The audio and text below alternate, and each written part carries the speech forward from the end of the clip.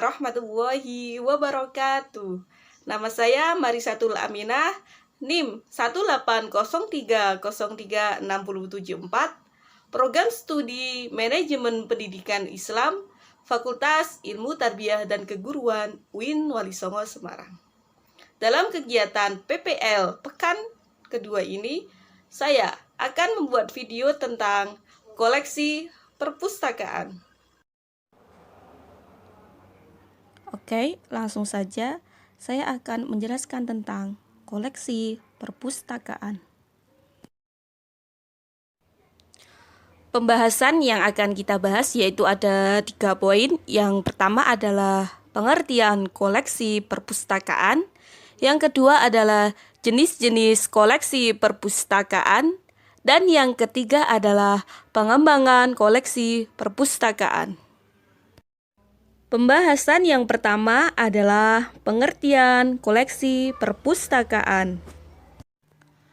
Menurut buku Pedoman Pembinaan Koleksi dan Pengetahuan Literatur tahun 1998, koleksi perpustakaan adalah semua bahan perpustakaan yang dikumpulkan, diolah, dan disimpan untuk disajikan kepada masyarakat guna memenuhi kebutuhan pengguna akan informasi.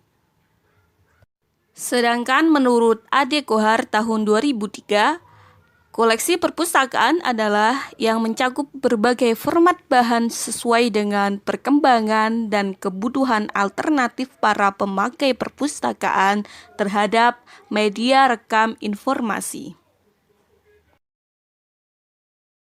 Jadi, dapat disimpulkan bahwa koleksi perpustakaan adalah semua bahan perpustakaan yang ada sesuai dengan kebutuhan sivitas akademika dan dapat digunakan oleh para pengguna perpustakaan tersebut. Pembahasan selanjutnya adalah jenis-jenis koleksi perpustakaan. Jenis-jenis koleksi perpustakaan ada 4. Yang pertama adalah karya cetak, yang kedua karya non-cetak, yang ketiga bentuk mikro, yang keempat karya elektronik. Jenis-jenis koleksi perpustakaan yang pertama adalah karya cetak. Karya cetak yaitu hasil dari pemikiran manusia yang dituangkan dalam bentuk cetak. Contohnya buku, laporan pendidikan, terbitan bukan buku, yaitu brosur, peta, makalah, skripsi, tesis, dan disertasi. Yang kedua adalah karya non-cetak. Karya non-cetak adalah hasil pemikiran manusia yang dituangkan dalam suara, rekaman video, rekaman gambar, dan kombinasinya, atau istilah lain adalah bahan non-buku ataupun bahan pandang dengar. Contohnya rekaman gambar dan video, bahan grafika, dan rekaman suara. Yang ketiga adalah bentuk mikro, yaitu semua dokumen yang menggunakan media film dan tidak dapat dibaca dengan mata biasa, melainkan harus memakai alat bantu microreader. Bahan pustaka ini digolongkan tersendiri, tidak dimasukkan bahan cetak. Contohnya mikrofilm, mikrofis, dan mikropakwe. Yang terakhir adalah karya elektronik. Pada saat ini media elektronik berkembang sangat pesat, sehingga semua karya dapat dibentuk berupa file, namun file hanya bisa dibaca melalui alat. Contohnya komputer, HP, dan proyektor. Pembahasan yang ketiga adalah pengembangan koleksi perpustakaan. Yang pertama adalah pengertian pengembangan koleksi perpustakaan. Pengertian pengembangan koleksi perpustakaan adalah sejumlah kegiatan yang berkaitan dengan penentuan dan koordinasi kebijakan seleksi, menilai kebutuhan pemakai studi pemakai koleksi, evaluasi koleksi, identifikasi kebutuhan koleksi, seleksi bahan pustaka, perencanaan kerjasama, sumber daya koleksi, pemeliharaan koleksi, dan penyiangan koleksi. Selanjutnya adalah tujuannya. Pengembangan koleksi bertujuan untuk menambah jumlah koleksi, meningkatkan jenis bahan bacaan, dan meningkatkan mutu koleksi sesuai dengan kebutuhan masyarakat pemakai. Selanjutnya adalah manfaat pengembangan koleksi perpustakaan. Yang pertama, untuk membantu menetapkan metode untuk menilai bahan pustaka yang harus dibeli.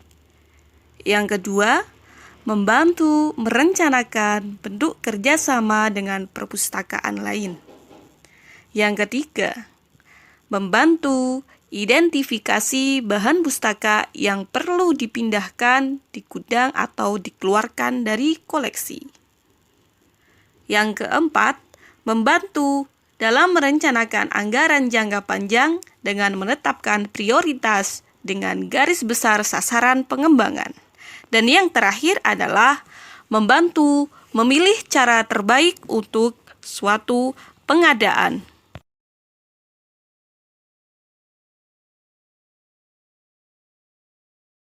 Selanjutnya adalah tahapan pengembangan koleksi perpustakaan.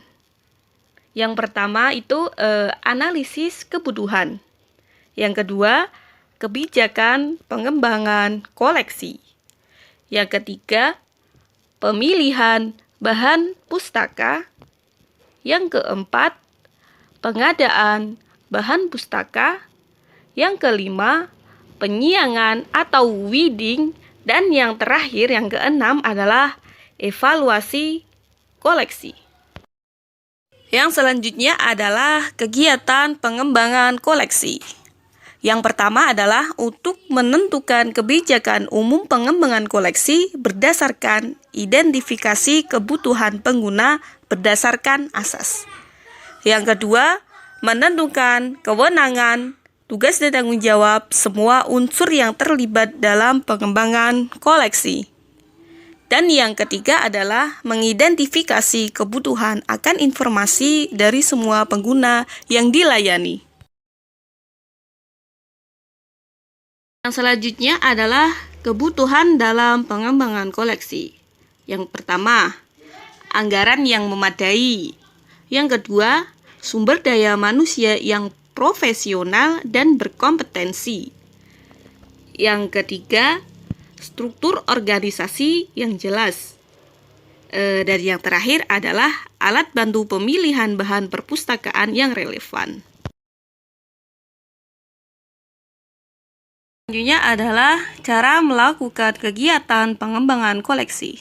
Yang pertama, mempelajari kurikulum setiap sekolah atau program studi. Yang kedua, memberikan kesempatan sivitas sekolah atau akademika untuk memberikan usulan melalui berbagai media komunikasi.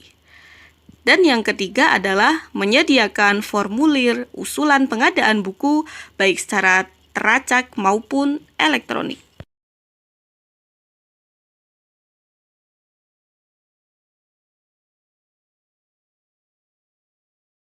Selanjutnya adalah evaluasi penggunaan berkala untuk menilai keberhasilan perpustakaan dalam melayani pengguna. Memilih dan mengadakan bahan perpustakaan lewat pembelian, tukar-menukar, hadiah, dan penerbitan sendiri. Ya, merawat bahan perpustakaan, menyiangi koleksi, dan yang terakhir adalah mengevaluasi koleksi.